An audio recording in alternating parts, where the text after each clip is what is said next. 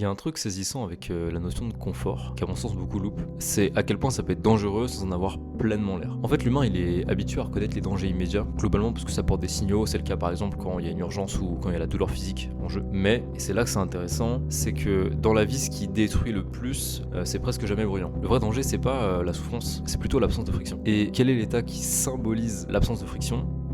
C'est le confort. Les stoïciens, ils l'avaient nommé déjà il y a 2000 ans, derrière la figure du memento mori, une locution latine qui est d'ailleurs trop souvent mal traduite par souviens-toi que tu vas mourir, alors qu'en réalité c'est souviens-toi que tu es en train de mourir, souviens-toi que tu te meurs. Ça fait toute la différence parce que ça ramène à une notion d'instant T. Et ça fait d'autant plus sens quand on sait qu'on ne devient pas perdu du jour au lendemain, du moins d'un coup comme ça dans sa vie. Si on est perdu, c'est qu'à plusieurs moments, on a fui dans les détails. On se pose moins de questions, on est moins heurté à la réalité.